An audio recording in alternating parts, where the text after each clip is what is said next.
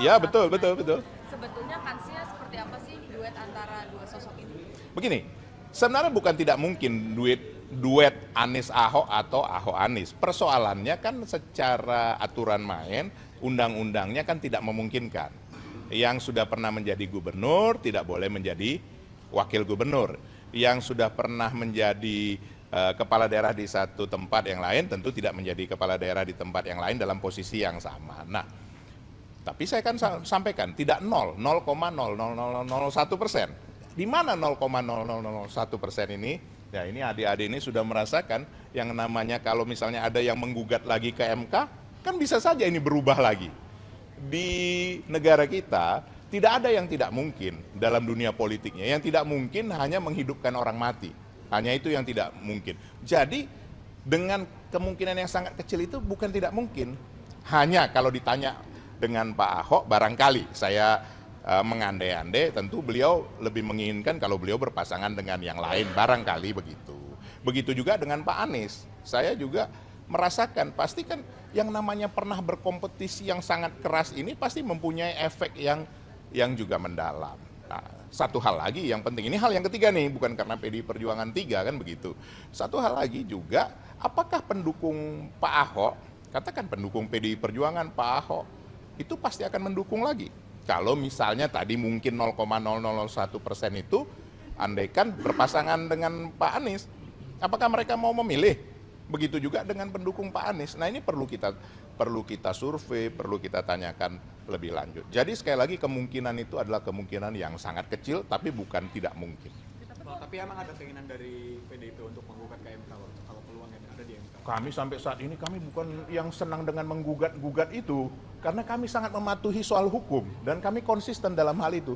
Tapi dalam dunia politik tiba-tiba ada yang mau menggugat kan kita tidak tahu. Tapi dari PDI Perjuangan sampai saat ini, tadi kami ikut rapat dalam hal pilkada tidak ada. Belum ada sampai saat ini. Jadi kalau untuk DKI Jakarta siapa Bang namanya? Ya kalau saya sebutkan sekarang kan sudah nggak asik lagi nanti teman-teman wartawan sudah nggak mau bertanya lagi kan begitu. Yang pasti 8 ada calonnya, ya kan? 7 sudah saya sebutkan nama-nama yang sudah beredar. Nah yang satu lagi biarlah nanti Ibu Ketua Umum yang menyampaikan yang menjadi kunci dalam hal ini. Tugas kami di DPP kan DPD tugasnya menjaring, mengumpulkan dan memberikan kepada DPP. Tugas DPP menyaring dan mengusulkan kepada Ketua Umum untuk diputuskan dalam rapat DPP. Ini PKS baru saja mengumumkan Ya. secara resmi Anies dipasangkan dengan Pak Sohibul dari tanggapan dari PDIP sendiri. Kami mengucapkan selamat, artinya itu hal yang baik. Artinya ada yang berani menyampaikan, ada yang memang ingin menyampaikan menjadi satu calon. Hanya saya sekali lagi dengan segala kerendahan hati tidak ada satu partai pun yang bisa mencalonkan sendiri. Termasuk PDI Perjuangan, termasuk PKS. Nah, tinggal bagaimana memenuhi minimum 22 kursi kalau saya tidak salah ya. Kalau PDI Perjuangan 15 perlu 7 kursi lagi. Kalau PKS kalau saya tidak salah 18 masih perlu 4 kursi lagi. Nah, ini siapa? Apakah teman-teman media bisa menyampaikan, oh satu partai lagi ini pasti? Kan belum tentu kan? Karena belum ada yang namanya keputusan final. Dan ini masih cukup lama. Teman-teman media masih nanti bulan Agustus. Tapi ada konstelasi yang berubah dari PDI Perjuangan tidak setelah melihat bahwa PKS yang berulang kali mendukung Pak Anies tapi kali ini berbeda arahnya ke Pak Anies. Ya tentu kami melihat ini sesuatu hal yang menarik, tetapi bagi kami kan konsisten bahwa kami menginginkan kader kami maju, kader kami untuk dimajukan siapapun. Apakah nanti menjadi calon gubernur ataukah menjadi calon wakil gubernur tidak masalah, itu Ibu Ketua Umum nanti yang akan memutuskan.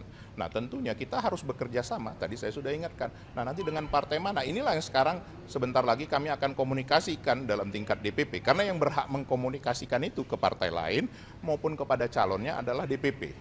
Dan nanti tentu ini akan kami sampaikan kepada Ibu Ketua Umum apa progresnya.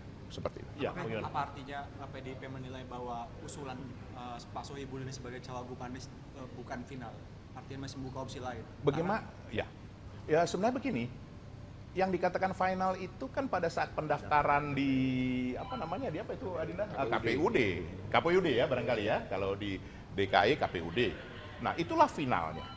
Nah kalau masih katakan wacana, apalagi belum mencukupi kursinya itu tentu masih ada bisa perubahan. Jangankan itu, 1 hari sebelum pendaftaran juga masih bisa berubah. Yang namanya kalkulasi politik kan bukan kalkulasi sekedar matematika biasa, tetapi banyak yang diperhitungkan. Kenapa rekan-rekan media ini penting sekali bagi seluruh partai, terutama memajukan kadernya. Karena ini sekali 5 tahun.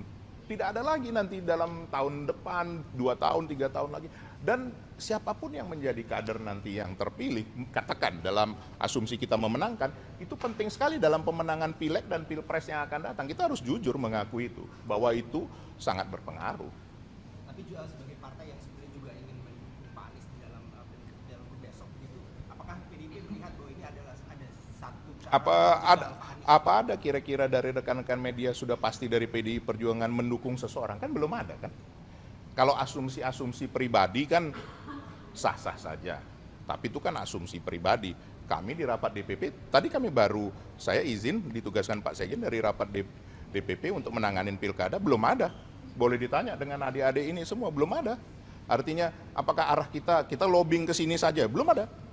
Belum ada sama sekali. Mas, tapi di luar Kim seperti Nasdem, PKB termasuk PKS hari ini yang baru saya mengumumkan itu semua fix kemungkinan besar akan ke Anies. Artinya PDIP peluangnya semakin kecil nih untuk mengusung kader sendiri jika partai-partai lain di luar Kim mengusulkan nama Anies. Apakah ada satu partai yang tidak menginginkan kadernya maju? Saya rasa tidak ada. Semua menginginkan kadernya maju. Kan besok-besok bukan tidak mungkin. Misalnya, ini sekali lagi, ini namanya berandai-andai. Kan boleh kita berandai-andai, belum ada keputusan. Tiba-tiba Caimin maju di Pilkada DKI. Boleh enggak? Ada ketentuan yang melarang. Misalnya ini saya kan berandai-andai. Minta maaf, Caimin izin berandai-andai misalnya. Kan boleh aja. Masa tidak boleh? Atau di Jawa Timur misalnya. Kan boleh-boleh saja siapapun maju. Kan apakah dia calon presiden yang belum berhasil, terus kemudian tidak boleh maju, kan boleh saja. Jadi sekali lagi sangat dinamis. Nah ini sekarang hari ini sudah ada PKS katakan mengajukan Pak Anies dan Pak Sohibul Iman, itu satu hal yang menarik. Tentu partai lain akan juga memperhitungkan itu, kan begitu. Contoh, ya misalnya kami sebenarnya tidak hak saya untuk mengomentari, tapi katakanlah dari misalnya partai yang masuk tadi apa itu dikerja sama Kim, ya kan bisa saja mempunyai strategi yang lain, yang berbeda. Kan ini kan hal yang dinamis. Apakah pilpres terus menjadi ketentuan menjadi pilkada? Belum tentu. Tapi Bang Eko, nama Ridwan Kamil masih dieksersis nggak menurut? Di mana? Di PDI Perjuangan. Kalau di PDI Perjuangan dari 8 nama itu belum ada Pak Ridwan Kamil di Jakarta. Tapi saya kan tidak tahu calon yang ke-8 ini tiba-tiba nanti muncul yang tidak kita duga kan, yang akan diputuskan oleh ketua umum. Siapa yang tahu dalam hal ini? Tidak ada semua yang tahu. Bahkan ya Pak Sekjen sendiri boleh ditanyakan, kan semua masih dinamis.